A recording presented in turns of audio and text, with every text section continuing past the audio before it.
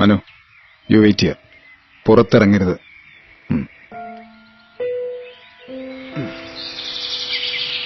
അച്ഛാ,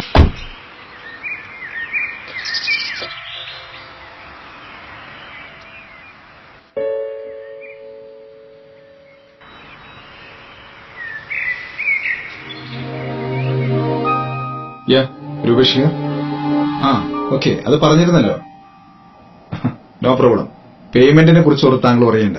നിങ്ങൾ ആവശ്യം എടുത്തോളൂ. യെസ്, അതെ. ഇല്ലില്ല, ഇപ്പൊ ഞാനൊരു അർജന്റ് മീറ്റിംഗ്. പിന്നെ ഇതിപ്പോ തീരും.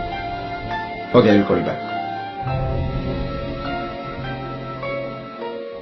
സാർ, ഒരാഴ്ച മുമ്പ് വന്നിരുന്നെങ്കിൽ ഡോർമെട്രിക്ക് പകരം റൂം തരാൻ പറ്റിയേനെ. It's okay. ഇനി എന്തെങ്കിലും ഫോർമാലിറ്റീസ്? ഇനി ഒന്നുമില്ല സാർ. ഓക്കെ. ശ്യാം, ആ കാറിൽ നിന്ന് ലഗേജ് എടുക്കണേ. അച്ഛാ, ഞാൻ ഇറങ്ങിക്കോട്ടെ. ടൈം കിട്ടുമ്പോ വരാം. പിന്നെ അച്ഛൻ എന്താ ആവശ്യമുണ്ടെങ്കിലും പറഞ്ഞാൽ മതി. ഇവിടെ എല്ലാ കാര്യത്തിനും ആളുണ്ട്. അച്ഛന് ഒരു കുറവുണ്ടാവില്ല.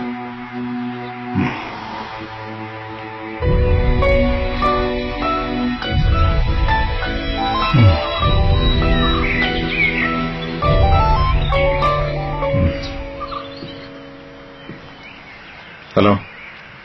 കഴിഞ്ഞു. നീ കിടന്ന് ബഹളം വെക്കില്ലേ? ഇതിന് ചില ഫോർമാലിറ്റീസ് ഒക്കെ ഇല്ലേ? Within 15 minutes. Excuse me sir. Yes sir, ഞാൻ അഖില. ഞാൻ ഇവിടുത്തെ PR മാനേജറാ. സർ, ഒരു 5 മിനിറ്റ് സ്പെയർ ചെയ്യാനുണ്ടാവോ? ഒരു ഓഫറുടെ കാര്യം പറയാനാ. Please come to the matter. ഇന്ന് ഓൾ പേഴ്സൺസ് ഡേ ആണെന്നുള്ളത് അറിയാലോ. ഇന്ന് ഇവിടെ ജോയിൻ ചെയ്യുന്ന എല്ലാ പാരന്റ്സിനും ഒരു സ്പെഷ്യൽ ഓഫർ ഉണ്ട്. സാറിന്റെ അച്ഛനോട് ജോയിൻ ചെയ്യിച്ചില്ലേ? അപ്പൊ ഈ ഓഫർ സാറിന് ലഭിക്കും. എന്ത് ഓഫറിന്റെ കാര്യം പറയുന്നത്? അതായത് 25 years കഴിഞ്ഞ് ഞങ്ങളുടെ സർവീസ് ഡെഫിനറ്റ് ആയിട്ടും സാറിന് ആവശ്യം വരും. ആ ടൈമില് ഈ കോസ്റ്റില് ഇത്രയും നല്ല സർവീസ് എവിടെ ലഭിക്കില്ല. അതായത് സാറിന്റെ മോന് സാർ സ്പെൻഡ് ചെയ്തതിനേക്കാൾ 5 times എക്സ്ട്രാ അന്ന് പേ ചെയ്യേണ്ടി വരും. എന്നാൽ ഞങ്ങളുടെ ഓഫർ പ്രകാരം സാർ ഇപ്പൊ സ്പെൻഡ് ചെയ്തതിനേക്കാൾ 20% എക്സ്ട്രാ സ്പെൻഡ് ചെയ്യുകയാണെങ്കിൽ സാറിന് ഇതേ കോസ്റ്റിന് അന്ന് സർവീസ് ലഭിക്കും. സാറിന്റെ മോനെ ശല്യം ചെയ്യേണ്ടി വരില്ല, പിന്നെ എക്സ്ട്രാ സ്പെൻഡ് ചെയ്യേണ്ടി വരില്ല.